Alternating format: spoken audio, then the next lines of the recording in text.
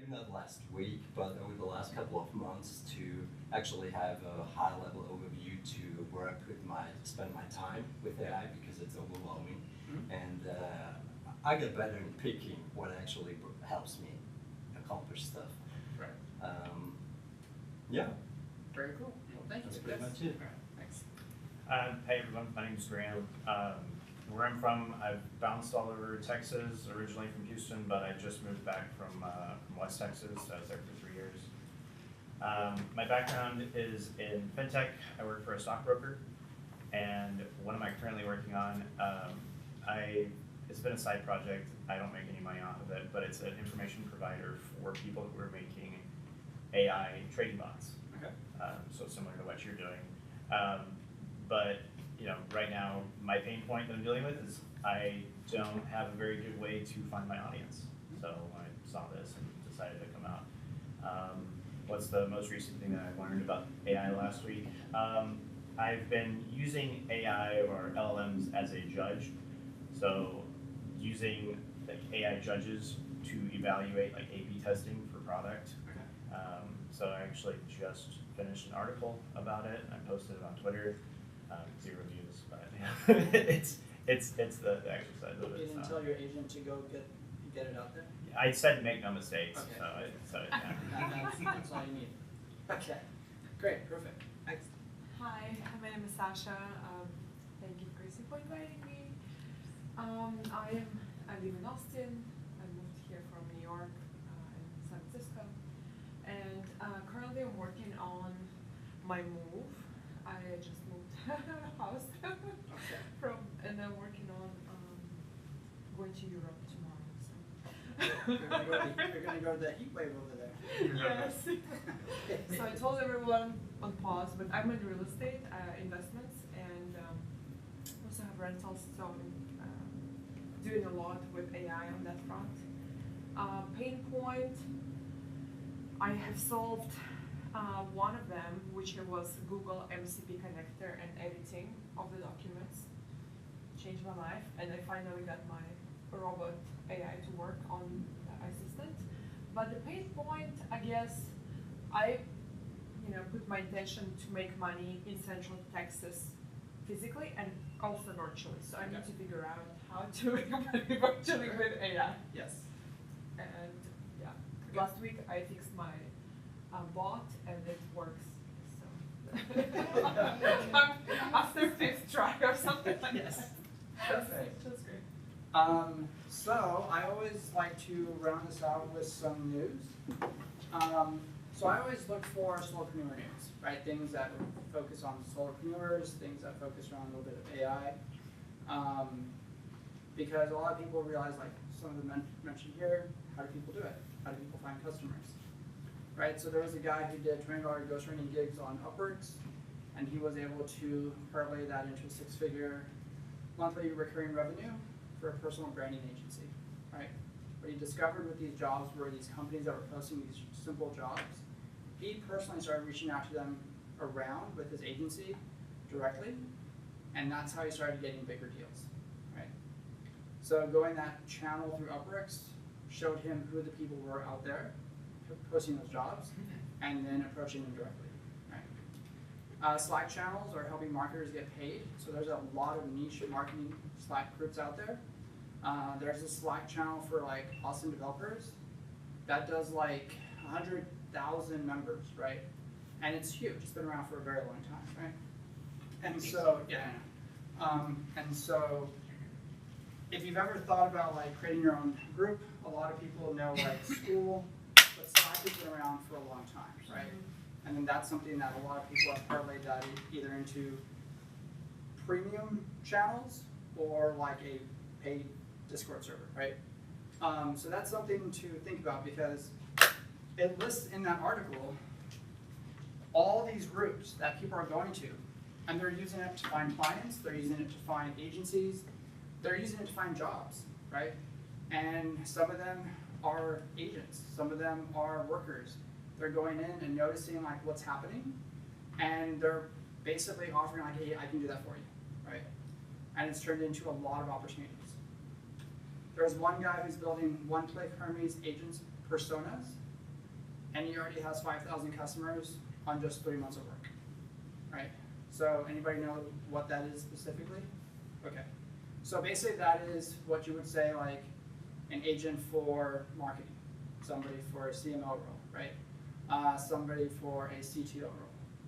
And they're going in and basically creating the persona of it, doing market research, and selling that to a business, right?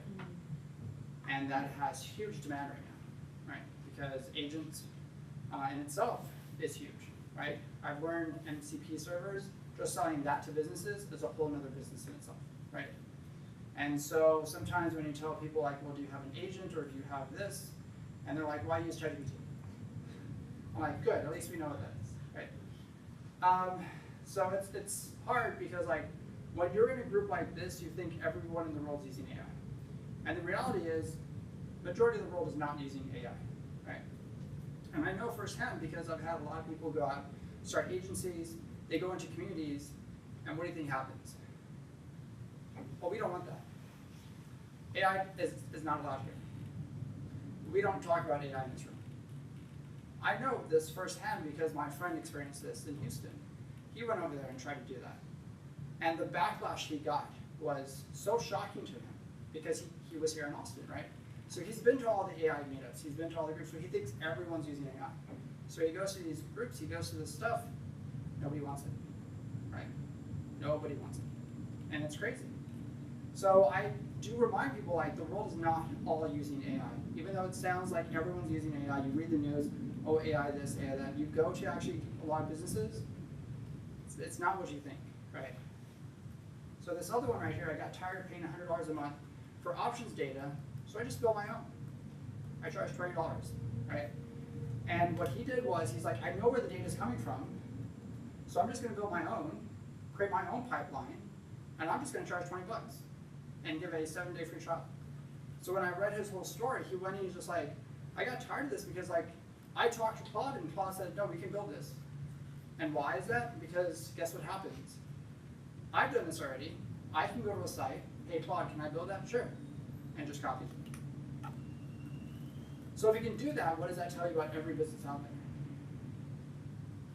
there? Okay? Yeah, that's a wake-up call for a lot of people to realize like, Claude can copy anything. There was an article I read earlier this morning about a guy who, there was a lot of PS1 games he loved playing. He's like, I want to upscale and bring them back to life. Hey Claude, can I build this? Sure, let's do it. So he went in and basically said, here's the PS1 system, let's recreate it. And he did. He did most of the work in half a day, right? He's going to be bringing on another team to finish out the rest of the part, but the reality is all the games that he really wanted can now be recreated, right? So building a passion project from 1K users after 120K exit. The guy's 19 years old, right?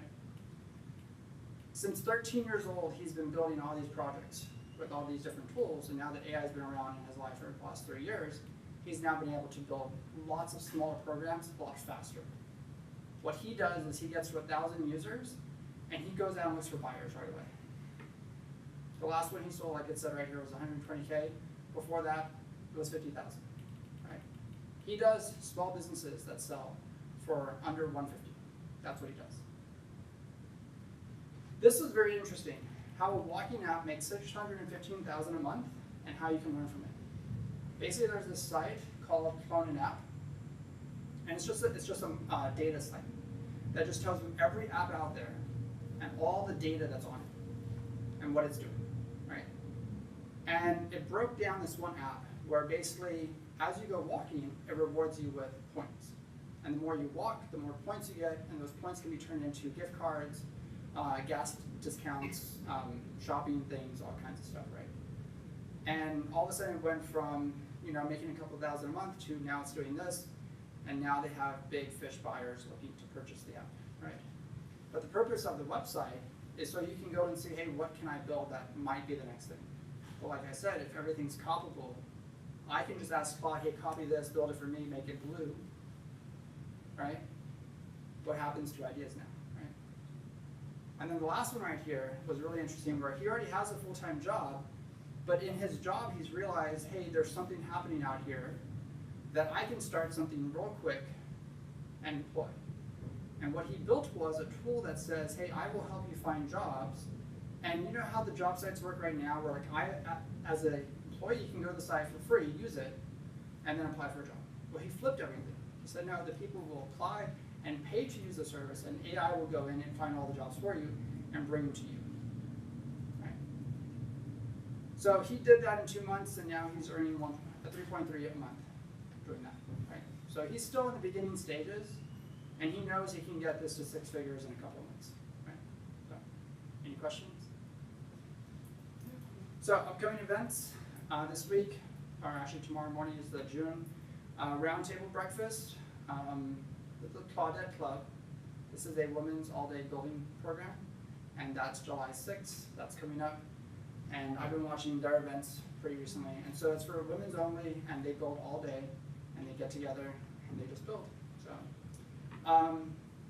Awesome Startups Investors Professionals. That's July 6th.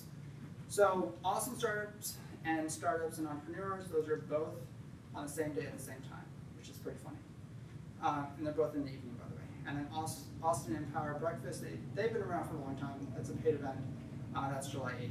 And the Networking Breakfast, that's July 9th. So these are all the things coming up, in case you have nothing to do. So recap from the previous event, we went over social media and why you should use it for your business. I've been doing this for a long time, right? And I always tell people to do social media. And what do people tell me? I don't have time, right? And so I'm like, well, that's how business is done today, right? Like everything you see today yourself, how many times did you check TikTok today, right? And then they want to turn around and tell me it doesn't work, right? Like I'm too busy, I have to go work, right? Well, work now includes social media, right? And if you don't have some form of social media content out there, you're not producing social media content, then you think you're just going to run ads all day, right? So we went over the pros and cons, the different platforms, which ones works best for different types of work, and how the algorithm works for each platform. And I always tell people, once you start social media, your new boss is the algorithm. That's the only person you're working for at that point, and you follow whatever that algorithm tells you to do, and that's it, right? I know because I watch 17-year-olds who make more money than most 45-year-olds make, right? They will never know what college is. They'll never know what a mortgage is, right? Because they understood social media. Right? That's why they post. So I made a workbook for this program. If you want to scan this, it is an open book. So if it's asking you to sign in, that is on your side. I don't know your security settings, so I will let you scan that, save it to your drive or whatever. That way you can edit it during the program. Welcome. This is the workbook for the course, so if you want to scan that, we're about to get started. We just went over introductions and AI and all this other cool stuff.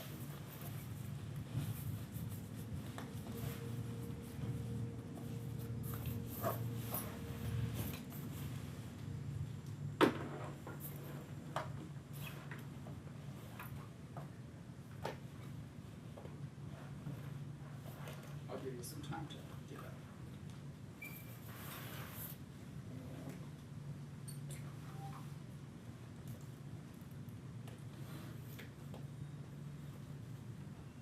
Do you have a prior class presentation?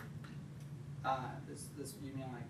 Or you said you had already. This So is a this series, is right? every fourth Monday, And and because last week there was no events, it got switched to today. But this runs every fourth Monday. okay. So yeah. But there was, you said you already had the class last, like. Yeah. Last month. Last month. So we covered social media. Do you have recording of that? Yes, yeah. All these are recorded on the live stream, and so you can go to the Capital Factory's website. YouTube channel, and then watch the videos. So yeah. That's great. So. Which website, sorry? So it's a YouTube. Wait, you mean for the recording? Yeah. So if you go to Austin Tech Live on YouTube, and then you click on the live tab, then it shows all my past courses on it. So yeah.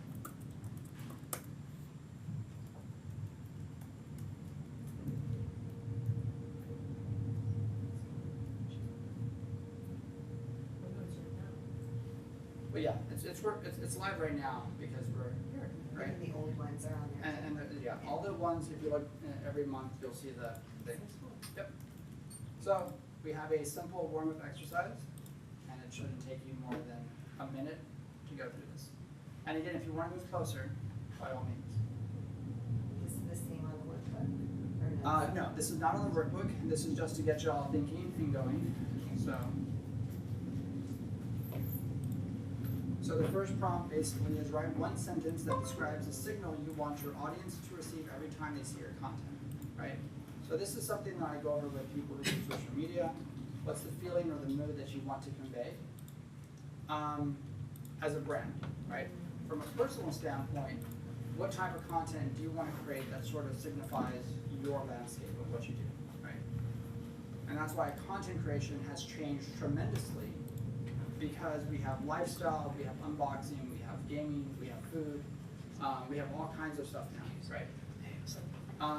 So this is something you want to sort of figure out what is that one thing, right? So some examples that I have is I help creators turn ideas into income. I teach solopreneurs how to build systems that scale, right? So your signal statement is what, right? And once you figure out that one, then you go into the next one, which is what is the habit that supports that, right? And what's one habit that you can commit to that reinforces that every single day? I help solopreneurs do this, and by doing that, I publish my newsletter every day, right? Or I make sure I have 3 conversations with people out there in public every day, right?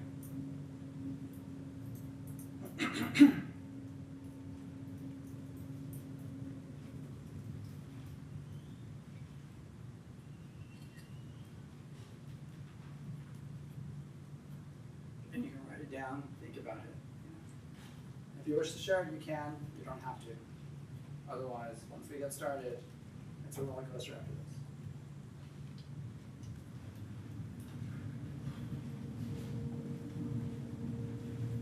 Hey, we're just doing a warm-up exercise right now. Oh, sweet.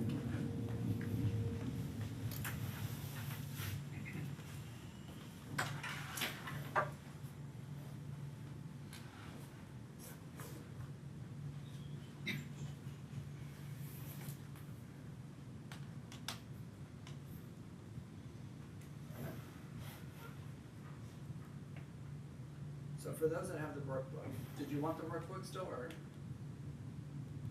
Okay, so everybody got the workbook already. Did you want it too? Sure. Okay, all right, let me go back. Okay.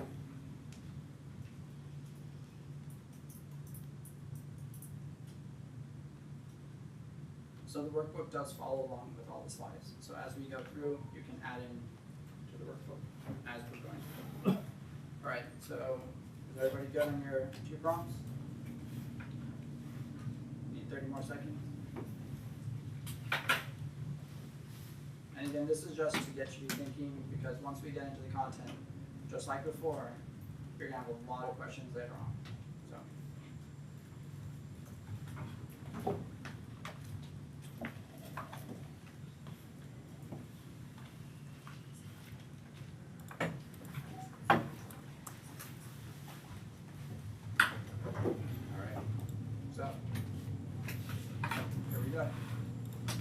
So we're going to go from visibility to clients, and one of the things I've learned as doing this for a lot of people is they understand there's marketing, right? But now they're like, how do I convert? How do I get that into business?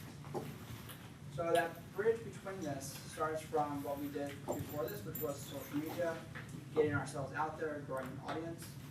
And now it's taking that conversation that's happening on social media and turning them into clients. That conversation happens, somebody comments, somebody replies, somebody DMs you, and now that's what we're covering, right? So once you learn this part, after that, the next event after this goes into automations, right?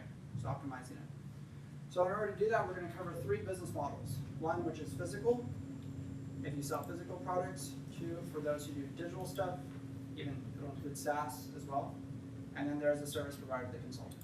So everything that we cover tonight will be taken from those 3 perspectives. So that way you can follow through and understand, hey, where does my business fall in this? And again, ask questions as it comes up. You don't have to wait till the end. So the symptoms are loud, but the structural flaws are pretty silent. We've all been there where you post something up and you're not sure if it's clicking, As I learned in psychology of advertising, you have to tell people 7 times before they remember it. One of the things that shocked me the most was most billboards you think are clear and understanding, and they say about 70% of people still don't get the message, right? Which is crazy, right? But your messaging has to be so clear that you would think like there's no way somebody can misinterpret this. And the reality is they can, and they will, right? And so because of that, there's no follow-up. I don't know what you're talking about, so I have no reason to talk to you, right? And you're relying on hope instead of systems, right? This is why when you watch a lot of YouTube videos and a lot of people out there who's like, I build systems and I make millions of dollars and I do all these things, it's because they have a team, by the way, right? And there's no weekly workflows behind that, right? So it tends to fall short, right? How many times have you watched that one video and you're just like, man, he's got it down pat, I need to do that, right? And you're just like, okay, I need to do that. And at the very end, it's like, if you want this, buy my package deal. It's only $1.99 right now for the first 10 offers. Oh, there it is. And there's no lead capture system, right? So in the document that I gave you, there is a Notion template for you to use and plug in, so that way you can start building from it, right? So what does it look like? Well, it starts in a conversation, right? Because that conversation started from social media. You posted something, somebody commented, they liked it, they replied, they reposted it, that tells you something, right? And that leads to a follow-up, right? Which turns into a conversion. But you realize like you gotta nurture this whole process, right? You have to keep it going. And that's why we have agents now that nurture things, right? If you've seen those in the libraries, agents that do your lead gens, agents that do the nurturing. And now they do the follow-up. Hey, by the way, Sarah's still waiting to talk to you. Don't want to push you, but just to let you know, she's out of the shower, she's available, she's ready to go, right? TMI, right?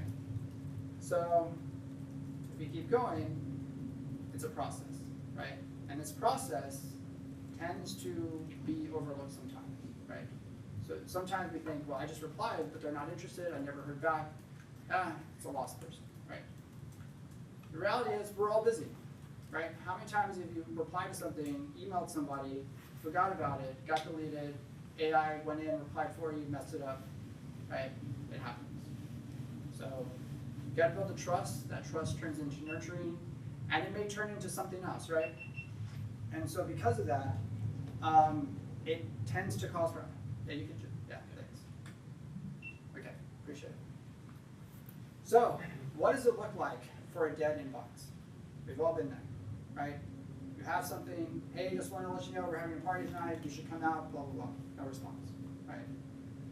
And you give a lot of information, right? Too much selling too fast, it overwhelms somebody, and then feels too generic, and then all of a sudden your agent responds back, and they know it's an agent, and they can feel that sense that it was an agent, and there's no clear reply, and now you're just talking to yourself this whole time, right? So, the reality is, we know what the interests are, right? We know what the signals are. We've been there. We do it ourselves. We like things, we comment on things, but what creates intent is the other side, right? Which is the replies, the questions.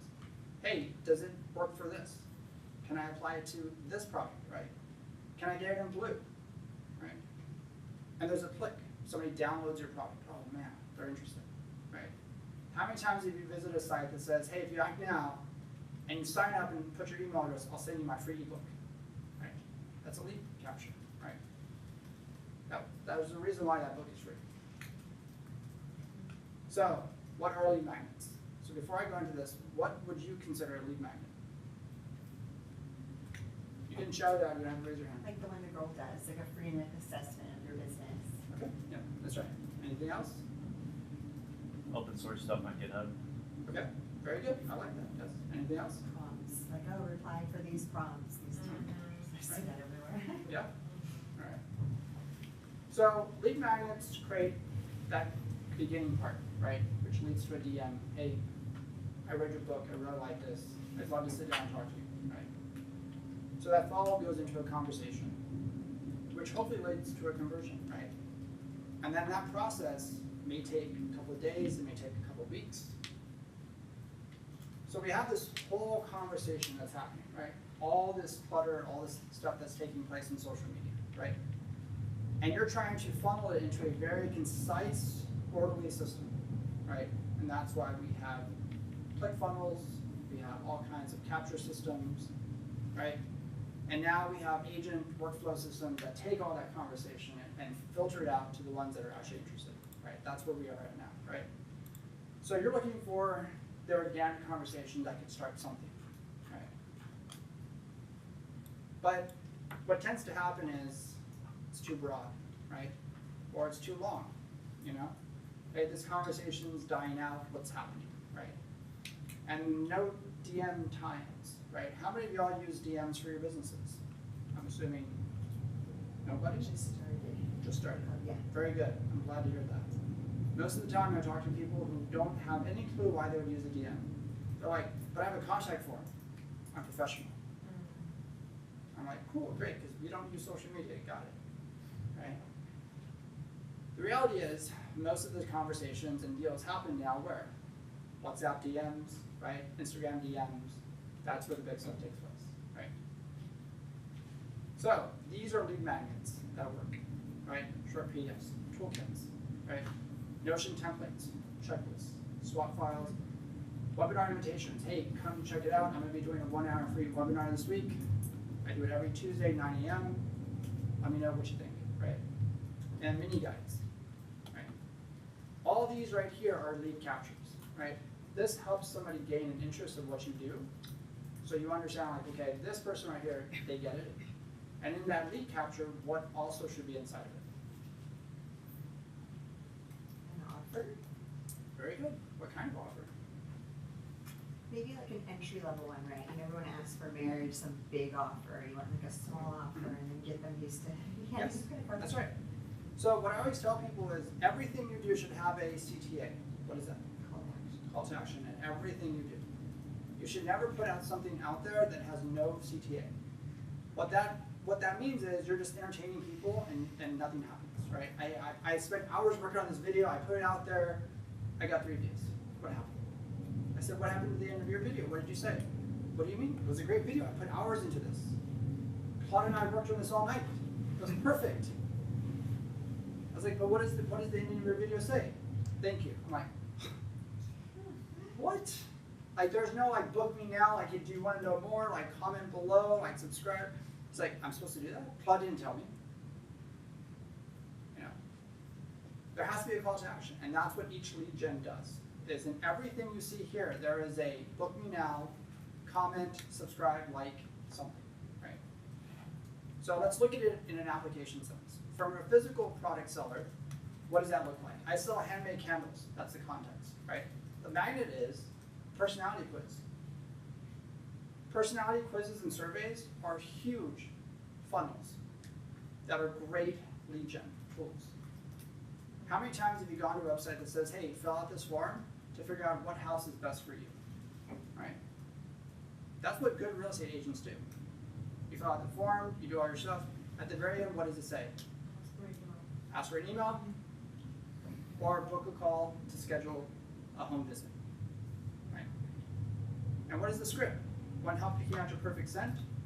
I can do that, right? And guess what? That's all automated.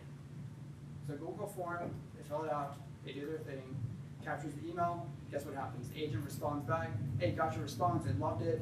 I think sandalwood candles is perfect for you, right? That's what we're going for. And all of a sudden it's gonna send you a form, click here, buy now, done, right? So what does that look like from a digital product standpoint? They create Notion templates. 5-minute productivity dashboard. Click here, check it out, input your stuff, you get 5 minutes to try it out, see what you think, right? Want help customizing it? Click here. I can get a call, right? And now all of a sudden I start to realize, oh man, I can do a lot. Any idea what a typical dashboard in Notion goes for? Tiny bucks. Tiny. What are we building? Like thousands of dollars, right? They're expensive. There's a guy that sells like Notion templates, and you click on his profile, it's like $300 an hour just to book his time, right? And then you look at some of his profile templates that he sells, some of them are like $5,000, $7,000, and they're massive things, right? But they do a lot of stuff. So if you're selling $20, please, I'd love to work with you, you know? So again, it goes into, if I want to customize it, I can book a call. But remember, it's all automated, right? So when they do this entire process, it's a workflow. They download it, the tag system kicks in. Hey, he's using it. I'm going to DM you. Hey, did you enjoy it? Do you like it? Do you want to add more features? If so, book a call, we can talk, right? And Notion tracks all this because it has a CRM. So if you're a service provider, what does that look like? Well, you offer business consulting. All right, so what's your lead gen, right? What's your lead magnet for that? Weekly workflow blueprints, right? So they get a blueprint, they can try it out, and in that blueprint it has a tagging system inside of it, right? Hey, I saw you're doing this, we're doing a lot of stuff, do you want help reviewing your stuff? Is it working, is it not working, right? And all of a sudden like, hey, could you add this feature? Sure, absolutely, let's talk, right? So what does the automation look like? They got a PDF, they were using it. In the PDF, there's a calendar link to book time, books it, automation for a DM, let's talk. Right. Who here already has it set up? Just curious. Yeah, it's work, right? It's work. All right, so what does that look like with AI? Right? We've all been in the brainstorming stage. How many times have we been up 3 a.m. talking to Claude, thinking we're the most brilliant person in the world right now, building the next billion-dollar idea? Generates an outline for you, right? Now you're drafting things, you're busy, you got agents working in the background, and half the people don't know what's going on. Now you create some titles, you put stuff together. Now you got an Amazon store, and you think you were going to start an Amazon store, and it's all personalized, right? It's a collaborator, right? It's not meant to replace anything, it's meant to help you, right? I've seen people are like, no, talk to Claude, he knows what we're doing. I'm like, it's just AI, right? So, little action work right here. If you want to use ChatGPT for this, you can. So you can prompt AI to act as your ideal customer, right? And you can go in there and generate sort of a lead gen magnet ideas, right? Take your business, like, hey, this is what I do. You can feed it your website, you can feed it like some of your scripts you've been using, and see what it comes back with, right? Hey, what are some good lead gen tools, or that I should be using for my business, right? If you have never created a Notion template or a dashboard, things like that, go build one, right? And see what it does, right? Maybe that's what your business needs. Create some working titles, right, from there, and create a complete outline from that. You'd be surprised sometimes, like, it's simple prompting that gets you somewhere different, right? Why is it, I've seen now where like people are like, I'm a prompt engineer. I'm like, okay, great, fantastic. And then all of a sudden like, great, show me how to make $1 million in 3 months. Oh, whoa, whoa, whoa. I'm not that engineer, right?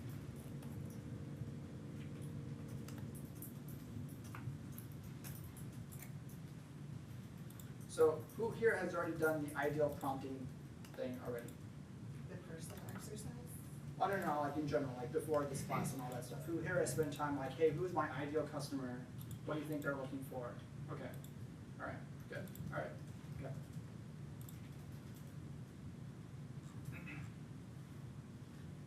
I find too, going between the different LLMs is really helpful. So like I'll do it to Gemini, ChatGPT, Claude, Perplexity. Like I learned about Perplexity in this class, and all of them have slightly different, outputs, but they're super helpful to kind of combine. Yeah, together. absolutely. Who here has done role playing with your large language models? Okay, cool. One of the interesting conversations I saw was when the CEO of SoftBank said in his keynote that he always uses AI, but he makes sure that the role playing is his competitors.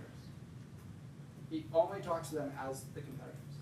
Says, hey, I need to know what I need to be focused on, so you are my competitor, and you tell me what I am not seeing. And that's how he structures his life and his business, to understand what he should be focused on, right?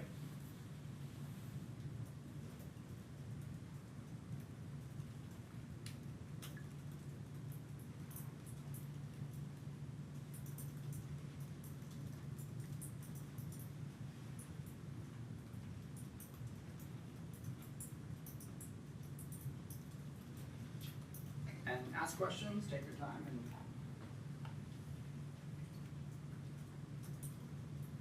Yeah, got a weird question for you. So I'm also writing a book, like an actual physical book, and like, what would be some ways that I could, I mean, I've used ChatGPT quite a bit for that as well, but like, what would be some ways to like bounce ideas off of that? So what I always start with is like, hey, go out and find the top best books in that industry, that genre. Tell me what I'm missing from a literary agent's perspective, right? From a literary agent's perspective, they see everything, right? Because their job is to review manuscripts that get sent to them all the time, right? And say, what does my book need that matches that expectation, right? I like that. Because then you'll understand how to structure the book, right? Because the structuring is the most important part, right? Like you need to get to the structure. If it's nonfiction and the structure, then it's like where the chapters are gonna cover. And then inside the chapters were the subcategories, right? And then from there you can break it down, right? So like Simon and Schuster, like you could be like, hey, act as a Simon and Schuster publisher reviewer, you know?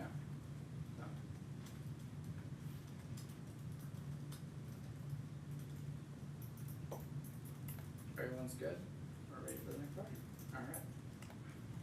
So the momentum bridge, right? So we got to keep the momentum going, and that leads to the lead magnet sparking the interest. We just need somebody to click, just download, enter the email address, whatever, right? That starts a conversation. And then that personalization starts to build that nurturing part, right? Which creates the follow-up, which is what you're looking for. You have their attention, now you need to see what part of their attention they're interested in, right? So let's get into DMs. All right, so we got a lot of posts out there, a lot of things happening, right? Now we need to turn that into what real action intent looks like.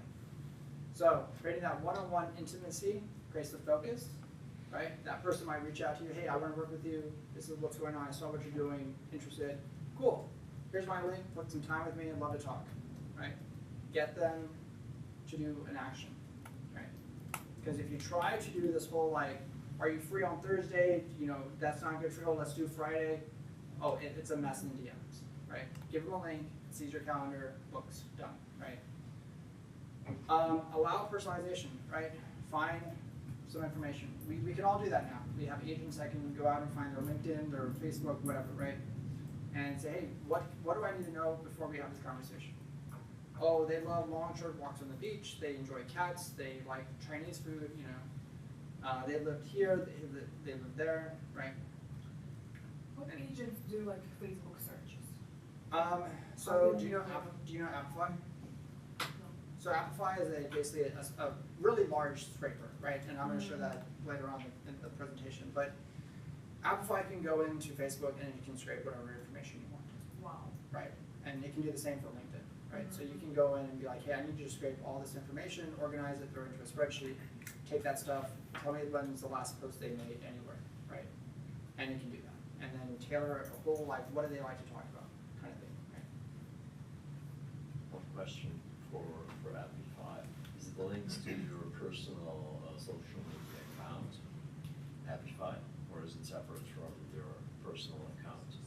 Is there a risk of getting banned from LinkedIn and stuff like that when I use Amplify?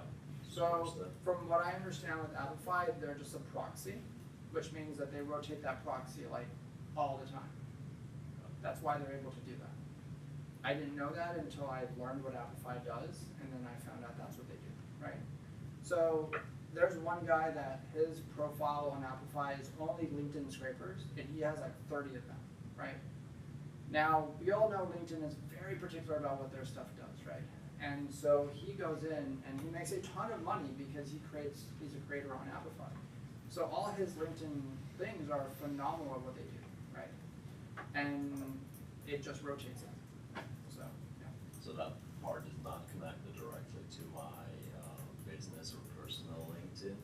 Right. It runs with So, yeah, you Cloud can- or whatever, and you use Amplify with Cloud?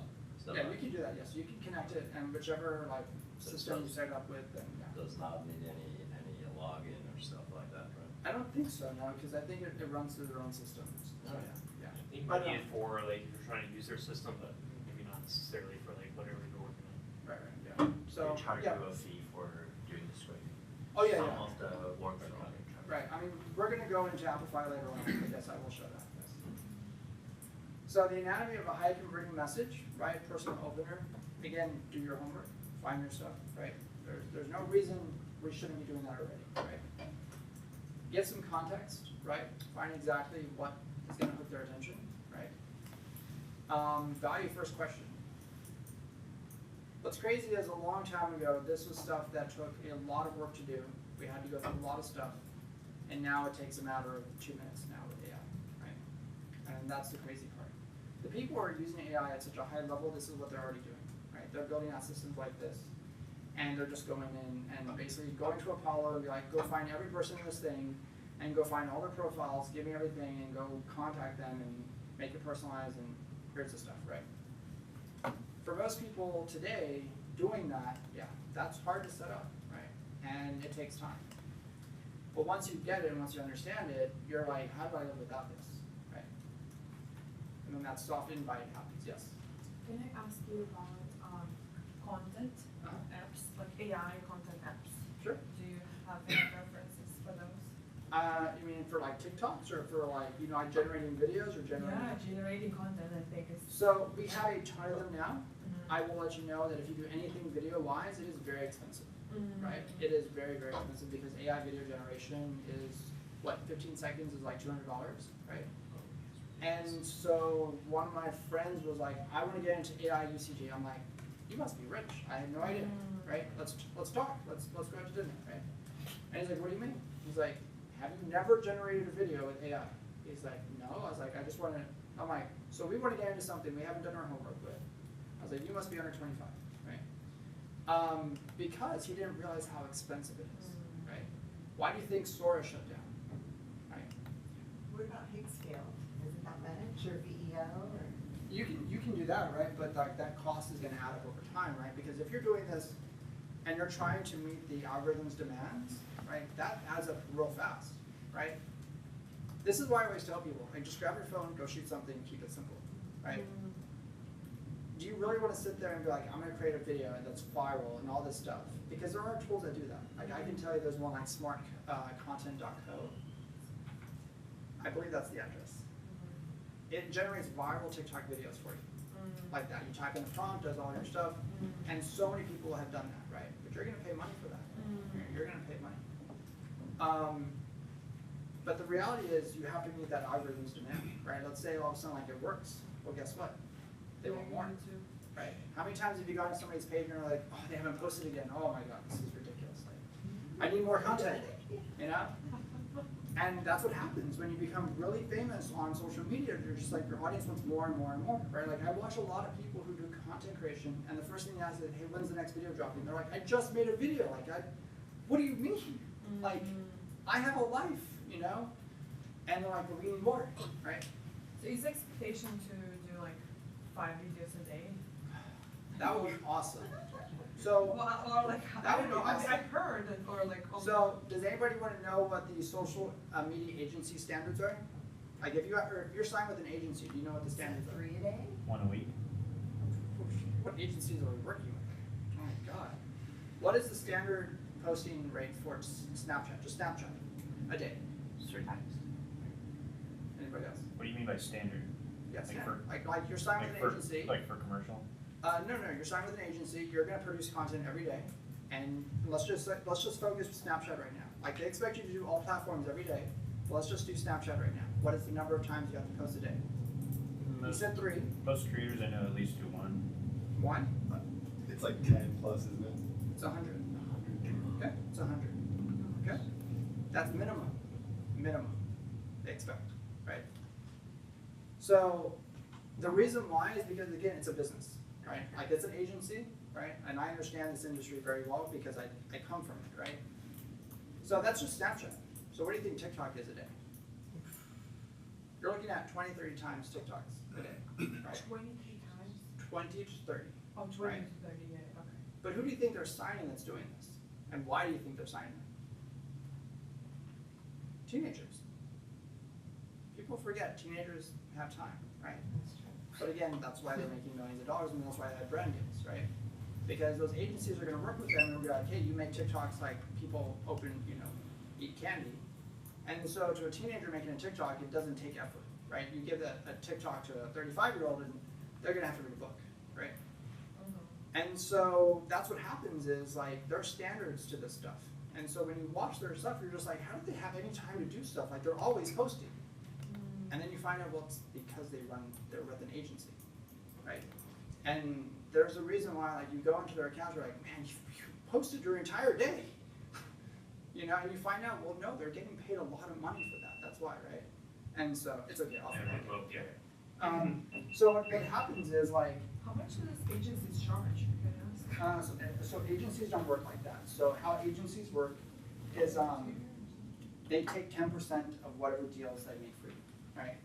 So they bring you brand deals, they bring you opportunities, and whatever deals they get cut from there, they take 10%, right? And then upfront, nothing. And there's nothing. You should never be asked for money. If you're asked for money, it's a scam, right? And that's why modeling agencies have a history of scams, because there's so many people who are like, oh, you're so beautiful, you should sign with the agency, come with us, and then you find out they want thousands of dollars, and we'll get you in front of the best directors and all these things, and that's not how it works. So you used to work with the So I was a kid actor, so that's why I know this stuff. So dealing with agencies is very different from agencies today, because like today, like everything is about social media, right? And everything's about getting a brand deal, everything's about getting like exposure. So when you look at like some of these people who go over there, like, yeah, it's a business, you know, and they expect you to produce content every day, right? So the agency is expecting you to produce content Yeah, every day you're their because client. they need to. You're their client, yeah. They need to make it beautiful, Right. and whatever. Because the reason why is that agency is going to turn around and be like, hey, they might know a company that's like, go check out my client. If you like their content, let's talk, right? So that's why when you deal with content creation, it is a business. And there are people I've sat down with and consulted with that I'm like, you're sitting on millions of dollars of opportunities here, and you want to tell me you don't have time to post. That's crazy. That's so crazy. Like there's somebody that I just recently met, all they do is travel. I'm like, are you posting on social media? Because you should be posting on social media. And they're like, no, I want to enjoy my travel. I'm like, why? Why? Right. So why would anyone not work with an agency if you have a successful business or any business? So let's be very careful. Let me back up the train on that. You can't just walk into an agency, and you cannot just apply to an agency, right? You have to already be posting on social media, right? Agencies are not you walk in and like, hey, I'm pretty and you know I want to be on social media. No, you have to have already been doing it. And that's why they need to see your numbers, they need to see your traction, and if they see you're growing really fast and really well, then they bring in the management team to help that, right? So an agent brings in your business manager, your assistant, your PR team. It's a business, right? And so if they see that like, hey, you went from like, I started my account and now you're at 50,000 followers in 2 months, they know something's there, right? So they're gonna reach out to you, they're gonna have a meeting with you, and they're gonna tell you everything their agency can offer. But this is not something you can apply to, right? This is why like I meet people who are like, I'm gonna be a model. I'm like, I'm gonna go apply for an agency. I'm like, cool, great. See you in 2 months because I know it's gonna happen, you know? So, yeah. That's great, thank you for sharing. Sure. All right. So what does that human-machine messaging balance look like, right? The manual part, which is what we're all doing right now, is 90% human and 10% talking to AI, right? And when to use it is for new leads, warm followers, people engaging with content, intent signals, things like that, right? So you're going to spend a lot of energy here trying to get things going, right? And you're going to start to find out some of it works, some of it doesn't, and it's taking up a lot of time, right? So you're going to go to a semi-automation phase, right? So 20% human, 80% systems, and you're going to set up a lead magnet delivery system, right? You're going to start putting stuff out there, creating content, posting, and seeing what hits, what doesn't hit, right? Tagging it, segmenting the actions, and then that creates a flywheel. You're trying to get to a flywheel, you don't want a funnel, by the way, okay? So if we go 50-50, well, now we have drafting variations, tone matching, right? We know who our clients or ideal customers are. This is kind of how they talk. We're going to start matching that, right? So we're going to scale that, and we're going to see how far we can get, right? So AI as a writing partner doesn't replace everything, right? So we've seen people who have workflows for AI writing emails and responding to things and all kinds of stuff, and then you find out, oh, there's a lot of mistakes that happen, right? So if I was to create a workflow that reads my emails and responds, what can I do to make sure that it doesn't mess up? Because there's a lot of workflows out there already for that. What can I do to fix that? You can feed it to your emails you wrote yourself before. Okay. And kind of train the system, what your voice is, how you sound, what you Okay. want to have and what you don't want to have. It's Okay. like teaching a kid to, like, in repetition, you just have to do it over and over and over again, and it gets better. Okay, all right. Anybody else? I'm sorry, what was your question? So if I have a workflow that checks my emails and responds to my emails, how can I ensure that it's doing the right thing and responding correctly? My agent puts everything in the draft, I don't have it send it, so then I at least review it real quick before I hit send. Okay, So all right. that's one way. All right, good. Anybody else? I've not heard anybody mention I have an editor that checks everything before it does anything after that. Right? Like you can have one agent do everything, and then another agent is your editor, right? Hey, we need to check to make sure it's following guidelines. And then that goes through, and like, okay, good, it's cleared, it's perfect now, right? That reduces a lot of I need to review everything, right? So you can add in all kinds of stuff to your workflows. Add in the people who do this stuff, right? So if you're at a literary agency and you're like, hey, I just wrote a manuscript, here's my book. What does it have to go through? So you go to an editor, right? That editor sits down and reads everything and says, nope, this doesn't work, this isn't working right here. Goes back to the agent reviews it. Is it market worthy? No, we need to fix this, right? You can do that with agents too, right? Build a whole team that reviews everything. And people do that, right? So you could have 3 agents that just check your emails, writes your emails, and sends them out, right? Because you've already have an editor, you have a backstop to it. So what does a basic script look like?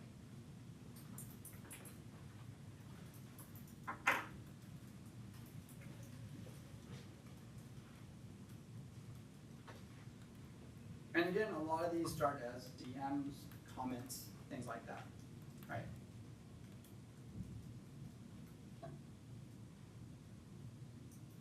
So, the gentle follow-up after that, right? Hey, so-and-so, just circling back in case you missed this, still happy to connect.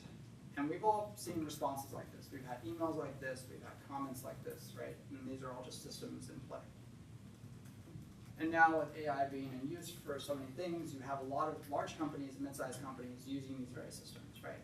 And they happen through Instagram, they happen through LinkedIn now, and WhatsApp and WeChat, right? So it follows this, right? So it even follows what you're doing. You may go out and post something, and all of a sudden you realize they responded back. Well, if the agent saw you posted something and it responded back and wants to see if you're interested, right? So on a universal level, what does that look like for each category, right? So for the physical seller, again, the free value is what? Send a quiz, right? Context question, and then the follow-up, send a discount code. How many people have tested that system before? Where like you put an item in your cart, and then you immediately close out the tab, right? And then you wait 4 days, and then what do you get? Hey, by the way, we saw you abandon your cart, just want to send you a 50% discount code. Ah, there's the secret, got it. Now I know they use that system. So now you know every time you're going to go buy from them, wait 4 days, and then get the 50% discount code. So the next one, digital creators. Send a Notion template download, want help customizing it, offer 5-minute audit. Hey, I'll do this right there. Hey, I have a bundle package, are you interested? Right. And for the service provider, send workflow PDFs, want me to review it. I can do a 10-minute audit real quick. I'll hop in a call. And then if the call drops, send a follow-up, right? Any questions? Right. So what does that look like? So again, inside your workbook, at the very bottom, you'll see a Notion template that I gave you, right? So you can start using that to implement. Give it to Claude if you want, throw it into Notion, it builds out your lead gen thing for you, right? So that mindset is the follow-up, right? Do they care, right? And then no pressure as you're doing that. and consistency, right? So what is the rule for social media that beats everything else? Just post consistently, right? That's it. Most people cannot do that, I've learned, right? You tell them just post consistently, like, I'm really busy, I gotta pick up the kids, the dog needs to go to the cleaners, and I gotta do dry cleaning, all these things, and then you wonder why their numbers are not growing, right? And the trap that most people fall into is it's too early, right? So, what are the psychological barriers that happens? This is what everybody tells me, right?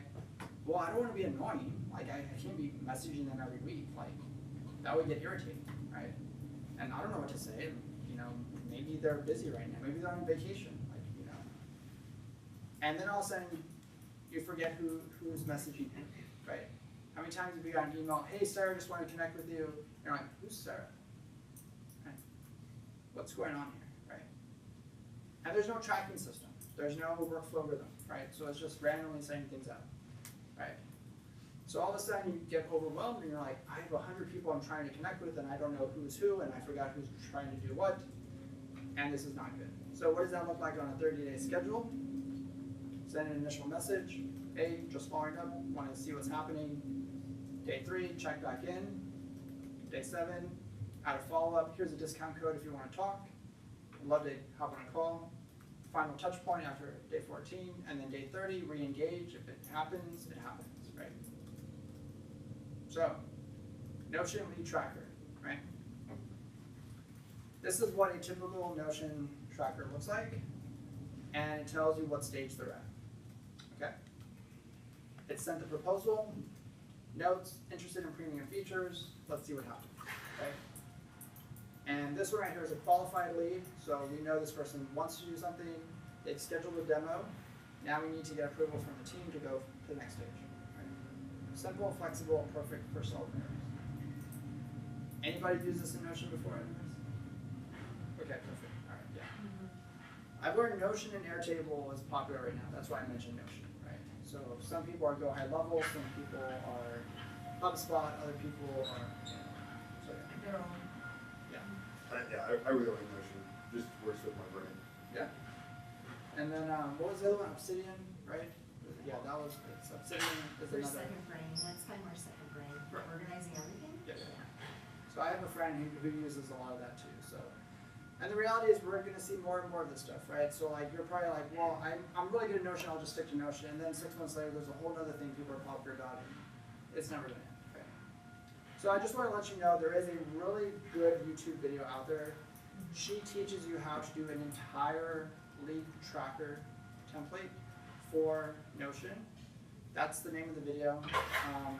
It's 15 minutes. I'm not going to play the video, but I just wanted to show you what it looks like. So that way, in case you want to go in and look at the video itself and like practice building Notion templates.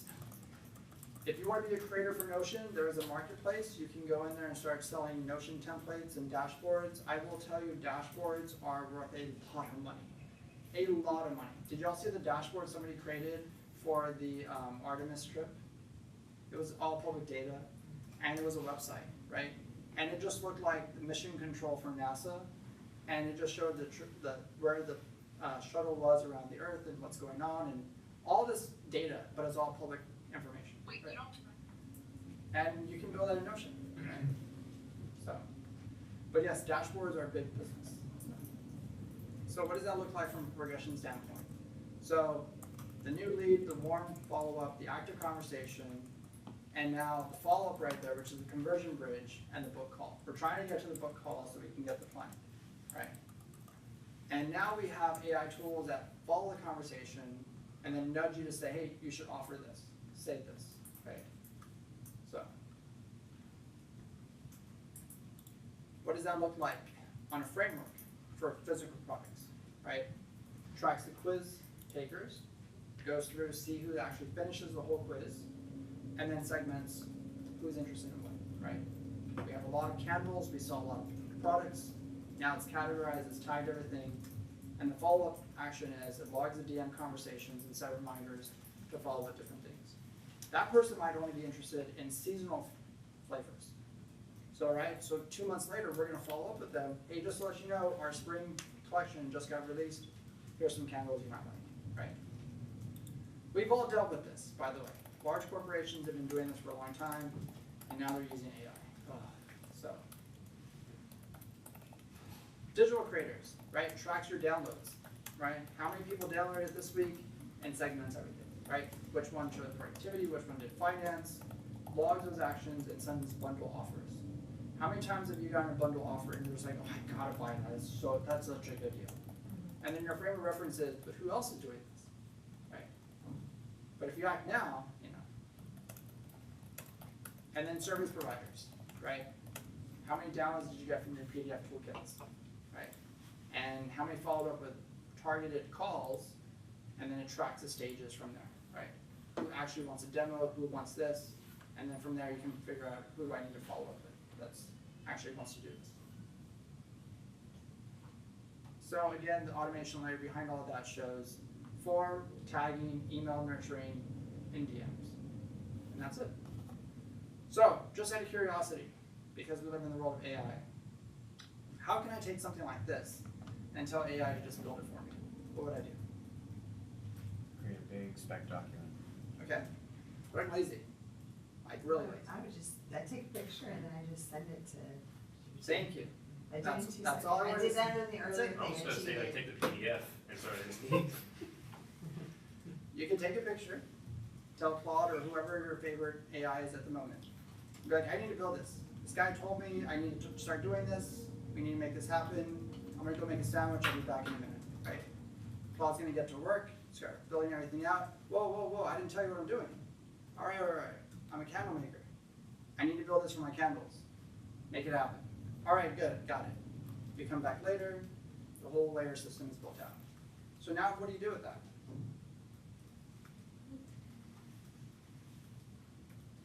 Once it builds out the system, I'm Yes. always like, because then it's overwhelming, some big system, so then I say, okay, great, can you break it down in baby steps now? What do we need to do first? And, you know, sometimes I'm like, teach it or speak to me like I'm a 12-year-old, and then it's extremely elementary, but yeah, have it break it down. Okay. So what plan in Claude do you have? Well, the 100. The $100? Yeah, Okay, I have is $100 it not the Pro projects. Max? It's the max. Okay, Yeah. then you should have routines, right? Yeah. Mhm. Okay, so then you give it to routines and say build it. That's right. So now routines is just another version of N8End or make.com, right? Yeah. And so you can say, great, I want you to take all this stuff, tell me what you need, right? And then it will come back to you and say, I need this, this, and this, right? And they're like, cool, great, here's your access, right? And then as it builds it out in routines, now you have an entire workflow that's built out from a picture you took in class that you just showed up at, right? That's how you should think about AI, right? You need to realize, think very lazy, and you discover how amazing AI becomes. When you think like a very high productivity person who read the 7 Habits of Highly Effective People, you realize life is very complicated.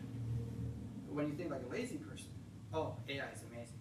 Because you're like, no, I need it done now, laundry has been done, I need to fix this. And all of a sudden you realize AI can do a lot of stuff, right?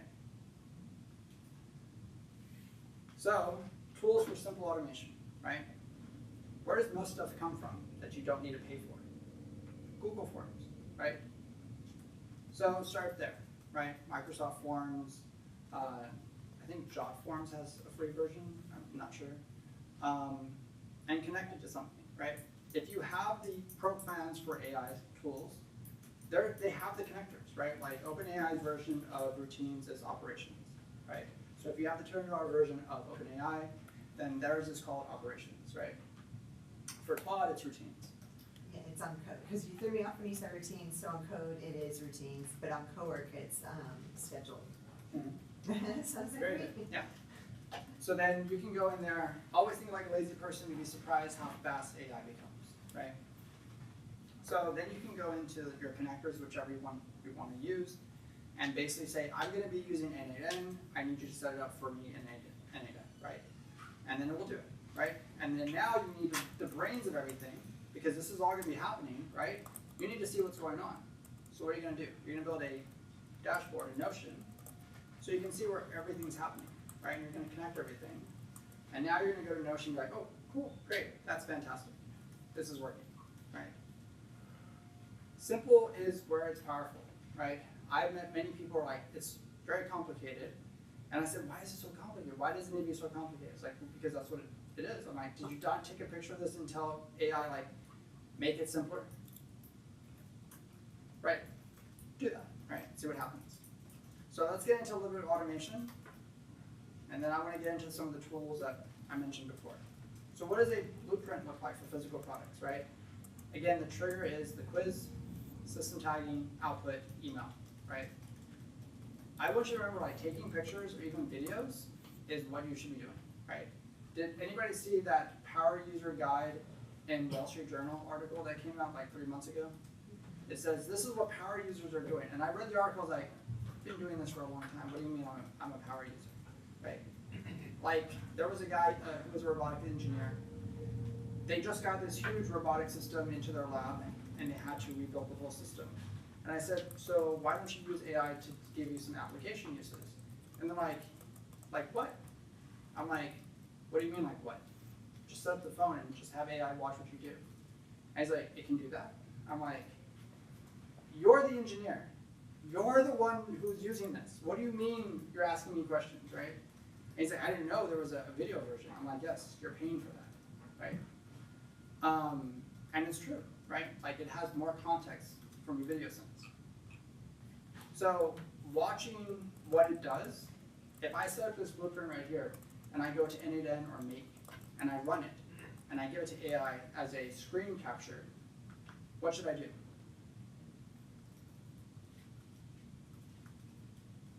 I want to improve it. I want to make it better. So what should I do?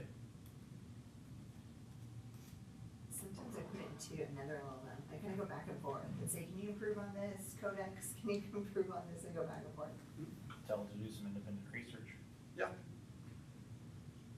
Okay. What kind of research? I like probably archive or arxiv or however you pronounce it. Okay. All right. Finding what other people are doing. Okay.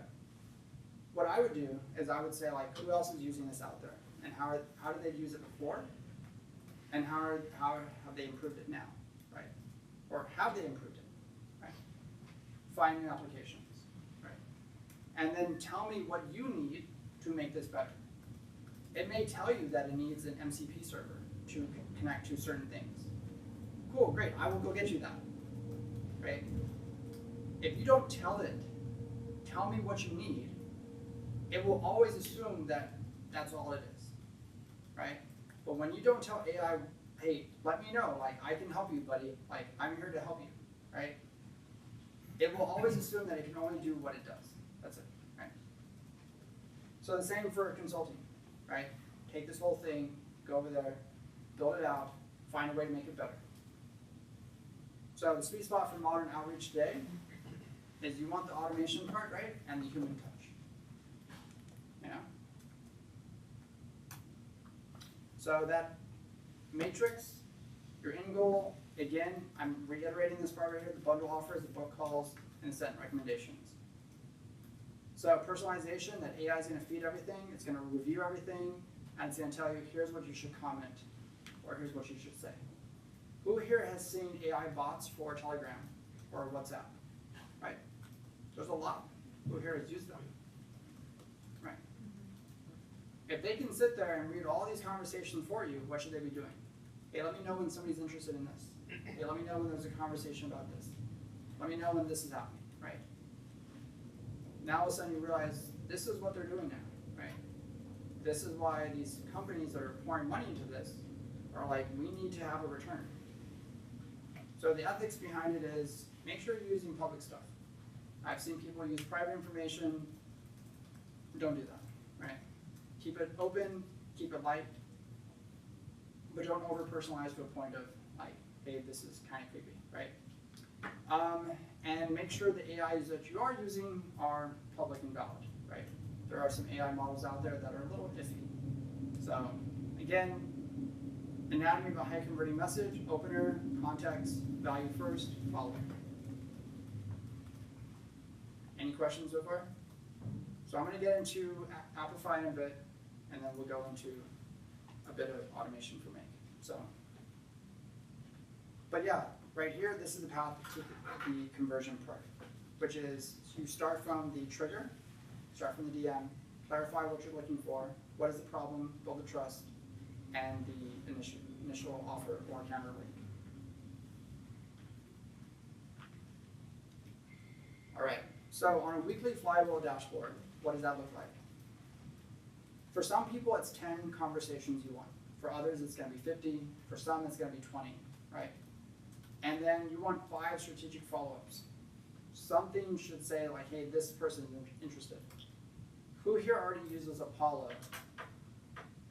Okay, so then this is something you can do if you have a paid version of Apollo. You can go in there, scrape a whole bunch of information, find industry, related contacts, and go and be like, I want 20 initiated conversations, right? And I want to find at least half of that that's interested in follow, right? And see what happens, right? In Apollo, you can break everything down by industry, right? And then from there, you want to see if you can offer lead magnets in that conversation. And then from there, you want to see how much more you can go with the flywheel effect, right? Like you're trying to get to that flywheel so that's constantly feeding itself. So as you build out that system, that's what's going to lead to the next event, right? So the next event is going to lead into building the tech stack. And for some people, building tech stacks should be easy, and for some, they've probably never done it before, right? Who here has already built a tech stack for their business? Okay, cool. All right. So I'm going to stop right here. I want to get into the other part real quick. So we're in section 6. All right, so this part right here, if this is the first time you're seeing this, this is just a large library of scrapers, okay? I want to go into this guy's profile right here. So you have a paid account with Amplify? Yeah. Okay, cool. So right here, you'll start to see that Harvest API focuses mainly on LinkedIn, right? So if I click on this one right here, this is a LinkedIn profile scraper plus email, no cookies, right? And it goes in and tells you everything that's going to do. It shows you all the details. It tells you how it works and how it does email search, right? The data you will receive back is exactly this: profile summary, headlines, current and previous work experience, educational qualifications, location, and contact information, right? And it breaks all that down for you, and you basically send it to wherever you want it to go. Google Forms, a CRM, HubSpot, whatever, right? And it tells you even right here what the cost is, $10 per 1,000 profile search, right? So if I go back and I look at another one, which is what most people really want, and that is a LinkedIn profile, search, scraper, no cookies, find all people, right? So you can go in here and basically say, I want to find everyone in this type of industry that does X, Y, and Z, throw it into a spreadsheet, organize it, AI will go and review everything, and then throw that in, and basically on a workflow, organize that and start contacting all those people, right? So how is this different from Claude doing the search and from LinkedIn? So he'll scrape everything and put it into a spreadsheet for you, and from there, it's up to you how you're going to use it yourself. But right? Claude also does the scraping part, right?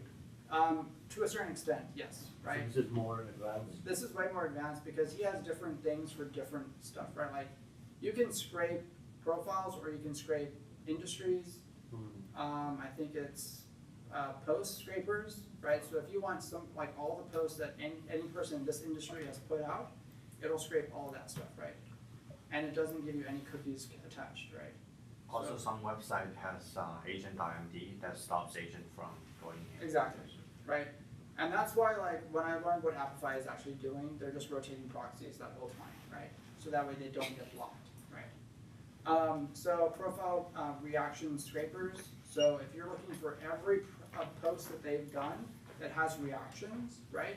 You're like, who has reacted to all of this? You might want somebody who has a ton of reactions. They have a lot of likes, they have a lot of comments, they have a lot of reposts. You're like, okay, this is important. I need to see what they're doing, right? And then organizes all that stuff. And you're like, okay, this is where all the movers and shakers are. I need to go find what they're doing, right? And then profile search by services. I want to know what services are out there, and I'm going to organize it by industry, right? And it will scrape all that. And there is like YouTube videos how to learn about this let's say I wanna go into Instagram scraper, right? I wanna scrape Instagram accounts, and I want certain types of accounts that only do, let's say, cars, right? I want car profiles, I want car meetups, I want certain things like that, and it will only bring back that into a spreadsheet, and then I can take that information and start reaching out to them, like, hey, I'm a, rental place, I would love to work with you, right?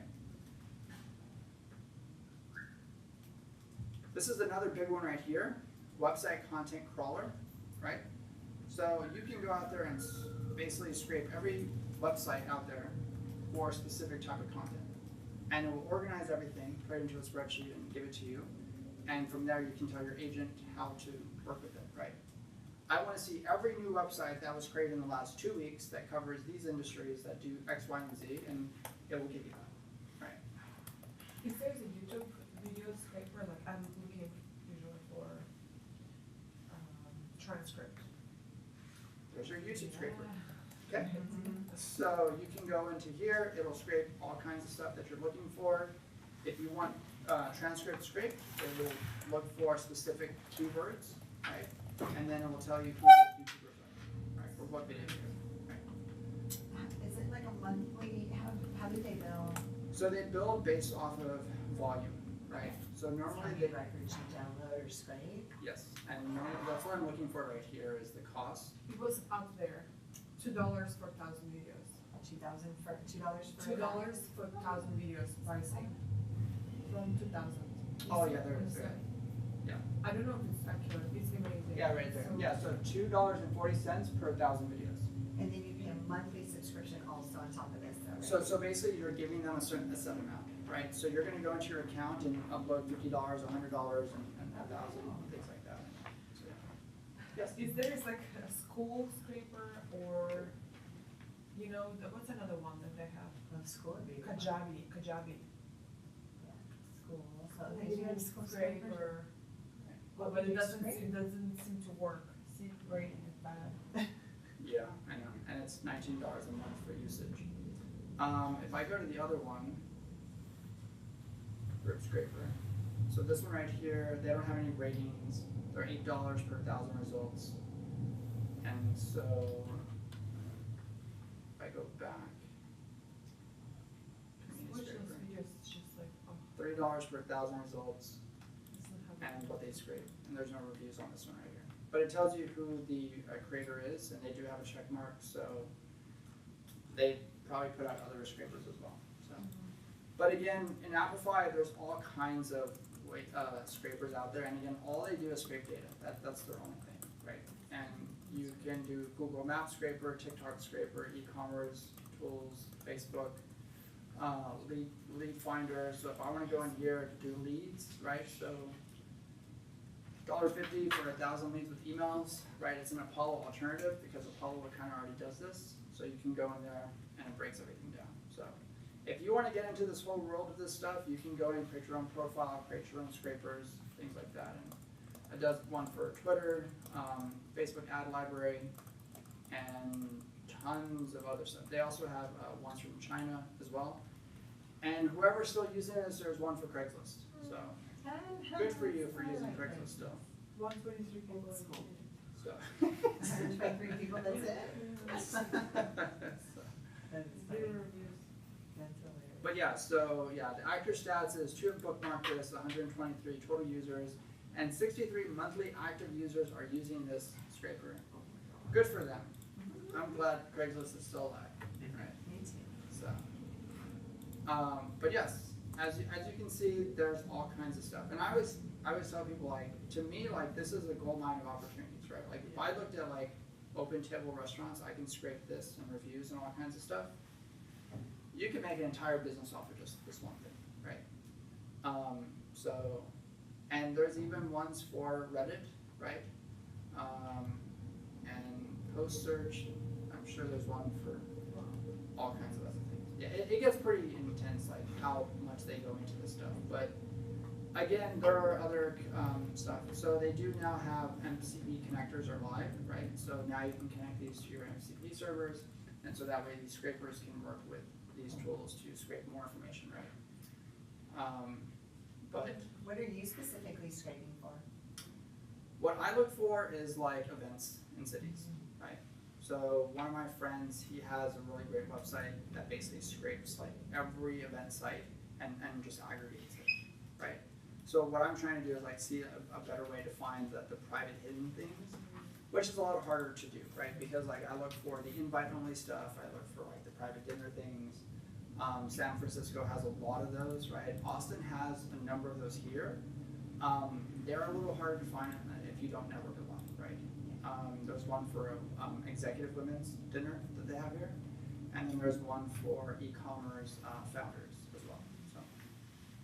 So that is something I would like to start to surface, even though it's kind of ironic because they're meant to be hidden, right? So some of them happen in Telegram groups, some of them happen in WhatsApp groups, right? So it's like trying to deploy an agent and be like, I need you to go into conversations that you're not supposed to be in and go tell me what's going on, right? Yeah, I was gonna wonder how you're scraping it, how you're getting out of, you have to be in the groups Right, to get exactly. to get them out. Right. I have a weekly agent that scrapes every single site. Every Sunday morning it gives me a digest of Right. all the events for the week, like based on what I wanna do, like AI related or whatever. Actually, this one came up, that's how I found this one. Really? Oh, wow, okay. Because it scrapes Lula, Meetup, etc. Some of them have to be logged in. Meetup you have to be logged into, but, Yeah, that's right. but yeah, it automatically does it. This is what I wanted to kind of mention right here. So in make.com, there's a sales outreach agent, right? It automatically researches new leads and drafts personalized email replies, and it checks your 7-day availability to propose meeting times and ensures your sales team, right? So to see what it looks like, waiting for it to load. What I like is that make.com is starting to add in these videos to show you how to start using these agents, because a lot of people are setting up Make accounts, they're not going through Make Academy, and then they're getting frustrated that they can't use it because Make is very complex, right? Like it's not what people think it is. And so they now have these little videos that show like, hey, here's how to set up your thing, right? Here's how to do this. And of all the people I've told go do Make Academy, maybe 2% have actually completed it, right? It's a lot, right? But if you can complete the academy, like you are far and ahead of most people, right? Because you will learn a lot about the principles of automation, routines, things like that, right? So this is what a sales outreach agent does. And what they've done now is they've incorporated AI agents into workflows, which means that they can act independently, they can do research, they can go out and find things. And before, they just included like ChatGPT, right? So now the agents are able to make their own decisions, and they can go in, go down here, find information. They can actually do a search on the web now. So it allows you to go out and find current information, and takes that information back and it goes to Slack, and you can ping somebody, right? Like, hey, I put this on your calendar, this is what's happening, so we're good, right? And it can also email and also set things on your Google Calendar as well. So they've really advanced a lot of stuff, but again, in the Make Academy, they cover like AI agents, and trying to get somebody to finish Make Academy is like trying to pull teeth, so it's crazy. How long does it take? A long time. Well, when somebody asked me one time, like, it says 3 hours, like it's 3 hours. I'm like, sure, go do 3 hours and tell me it was 3 hours, right? Because they make you go through. Well, no, you have to do a lot of practicing. Like you have to practice and practice and practice, and then like sometimes they think like it's automation. How hard can it be? I'm It's like, super hard. Like sure. they used to be called Integromat. Right. That's make.com. Yeah. And like I used it at work. I was pulling my hair. And they didn't have the videos. And I'm like, how am I supposed to do this? Yeah. So so what's funny is everybody's into AI automation, right? And they're all about it, right? And the second I say, go learn Make Academy, go show me that you're interested in this stuff.